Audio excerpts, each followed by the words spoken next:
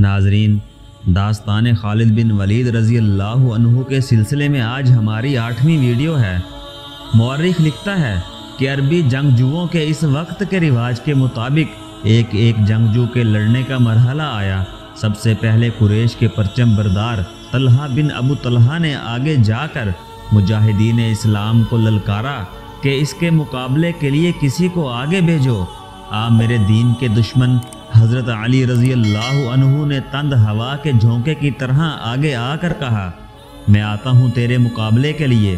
طلحہ اپنے قبیلے کا پرچم تھامے تلوار لہراتے ہوئے بکھرا ہوا آیا، مگر اس کا وار ہوا کو چیرتا ہوا گزر گیا۔ وہ ابھی سنبھل ہی رہا تھا کہ حضرت علی رضی اللہ عنہ کی تلوار نے اسے ایسا گہرا زخم لگایا کہ پہلے اس کا پرچم گرا، پھر وہ خود گرا۔ قریش کا ایک آدمی دوڑا آیا اور پرچم اٹھا کر پیچھے چلا گیا۔ علی رضی اللہ عنہ اسے بھی گرا سکتے تھے، مگر انفرادی مقابلے میں یہ روا نہ تھا۔ طلحہ کو اٹھا کر پیچھے لے آئے۔ اس کے خاندان کا ایک اور آدمی آگے بڑھا، میں انتقام لینے کا پابند ہوں۔ وہ للکار کر آگے آ گیا، علی میری تلوار کی کاٹ دیکھ۔ حضرت علی رضی اللہ عنہ خاموشی سے اس کے مقابلے پر آ گئے۔ دونوں نے ایک دوسرے کی آنکھوں میں آنکھیں ڈالے ایک چکر کاٹا، پھر ان کی تلواریں اور ڈھالیں ٹکرائیں، اور اس کے بعد سب نے دیکھا کہ حضرت علی رضی اللہ عنہ کی تلوار سے خون ٹپک رہا ہے اور ان کا مد مقابل زمین پر تڑپ رہا ہے۔ پھر قریش کے متعدد آدمی باری باری للکارتے ہوئے آگے بڑھے، مجاہدین کے مقابلے میں مرتے گئے۔ قریش کا سالار اعلیٰ ابو سفیان اپنے آدمیوں کو گرتا دیکھ کر غصے سے بے قابو ہو گیا۔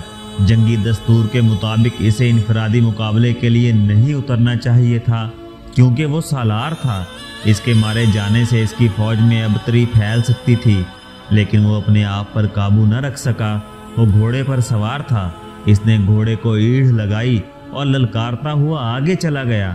اس کی بیوی ہند نے اسے جاتے دیکھا تو اپنے اونٹ پر سوار ہو کر آگے چلی گئی اور بڑی بلند آواز سے وہی گیت گانے لگی، جس کے اشعار یہ بھی تھے کہ تم بھاگے آئے تو ہم تمہیں اپنے قریب نہیں آنے دیں گے۔ ابو سفیان گھوڑے پر سوار تھا، لیکن اس کے مقابلے کے لیے جو مسلمان آگے آیا وہ پیادہ تھا۔ تاریخ اسے حنظلہ بن ابو عامر رضی اللہ عنہ کے نام سے یاد کرتی ہے۔ ابو سفیان کے ہاتھ میں لمبی برچھی تھی، کسی کو بھی توقع نہیں تھی کہ تلوار والا پیادہ برچھی والے گھڑ سوار سے زندہ بچ جائے گا۔ ابو سفیان کا گھوڑا حنظلہ رضی اللہ عنہ پر سرپٹ دوڑا آیا۔ ابو سفیان نے برچھی تول کر پھر تاک کر ماری، لیکن حنظلہ رضی اللہ عنہ پھرتی سے ایک طرف ہو گیا۔ اس طرح 3 مرتبہ وار ہوا۔ تیسری مرتبہ ابو سفیان کا گھوڑا نکل گیا تو حنظلہ رضی اللہ عنہ اس کے پیچھے دوڑ پڑا۔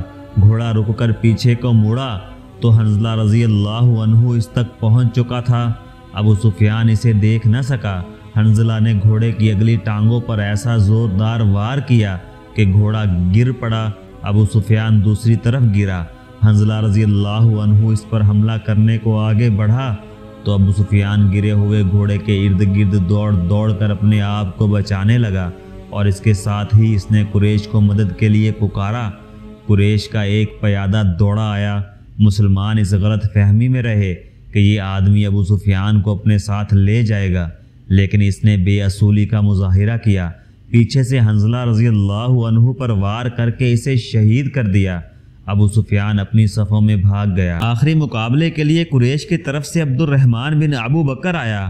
مورخ نے یہ واقعہ اس طرح بیان کیا ہے کہ عبد الرحمن بن ابو بکر کی للکار پر اس کے والد حضرت ابو بکر صدیق رضی اللہ عنہ، جو اسلام قبول کر کے رسول اللہ صلی اللہ علیہ وآلہ وسلم کے ساتھ تھے، تلوار نکال کر اپنے جوان بیٹے کے مقابلے کے لیے نکلے۔ آگے آ مسلمان باپ کے کافر فرزند۔ حضرت ابو بکر صدیق رضی اللہ عنہ نے للکار کر کہا، رسول کریم صلی اللہ علیہ وآلہ وسلم نے دیکھا کہ باپ بیٹا مقابلے پر اتر آئے ہیں، تو آپ صلی اللہ علیہ وآلہ وسلم نے دوڑ کر حضرت ابو بکر صدیق رضی اللہ عنہ کو روک لیا۔ تلوار نیام میں ڈالو ابو بکر، رسول کریم صلی اللہ علیہ وآلہ وسلم نے فرمایا، اور ابو بکر صدیق رضی اللہ عنہ کو پیچھے لے گئے۔ خالد کو جنگ کا شور و غل اب بھی سنائی دے رہا تھا۔ منظر اس کی آنکھوں نے اپنی پلکوں میں محفوظ کر رکھا تھا۔ انفرادی مقابلے ختم ہوتے ہی قریش نے مسلمانوں پر حلہ بول دیا۔ رسول اکرم صلی اللہ علیہ وآلہ وسلم نے احد کی پہاڑی کو اپنے عقب میں رکھا ہوا تھا، اس لیے مجاہدین اسلام کو عقبی حملے کا خطرہ نہیں تھا۔ آمنے سامنے کا معرکہ خون ریز تھا۔ مسلمانوں کی نفری بہت تھوڑی تھی، اس کی کمی کو انہوں نے جذبہ تیغ زنی کے کمالات سے پورا کر دیا۔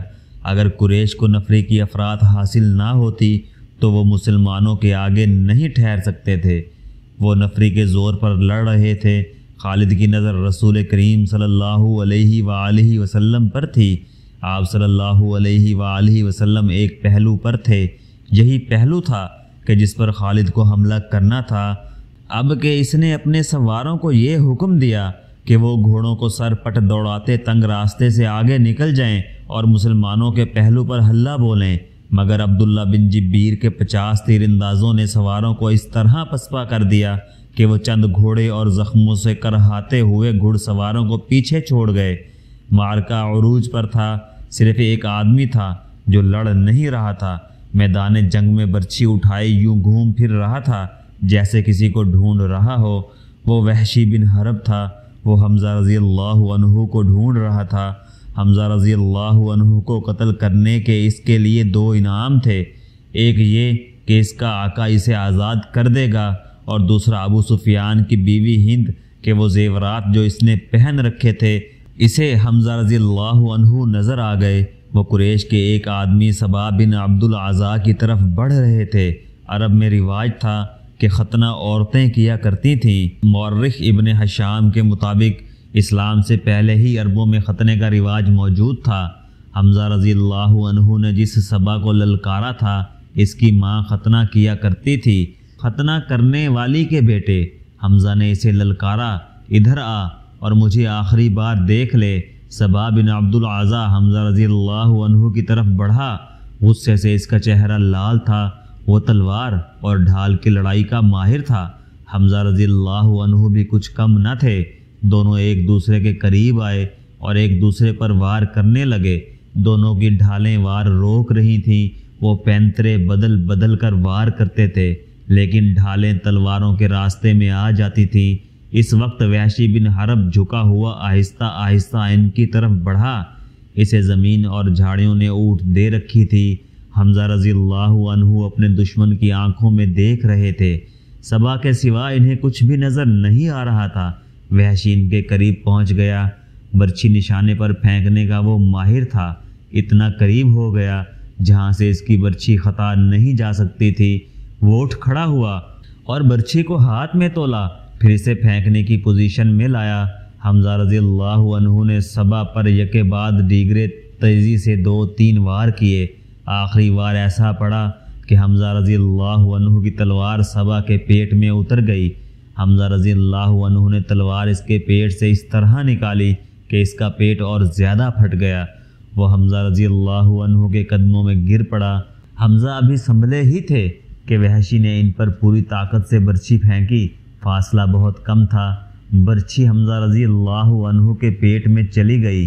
حمزہ رضی اللہ عنہ نہیں گرے۔ انہوں نے ادھر ادھر دیکھا، انہیں وحشی دکھائی دیا۔ حمزہ رضی اللہ عنہ برچھی اپنے جسم میں لیے ہوئے وحشی کی طرف بڑھے۔ وحشی جہاں کھڑا تھا وہیں کھڑا رہا۔ حمزہ رضی اللہ عنہ 4-5 قدم چل کر گر پڑے۔ وحشی ان کے جسم کو ہلتا جلتا دیکھتا رہا۔ جب جسم کی حرکت بند ہو گئی تو وحشی ان تک آیا۔ وہ شہید ہو چکے تھے۔ وحشی نے ان کے جسم سے برچھی نکالی اور چلا گیا۔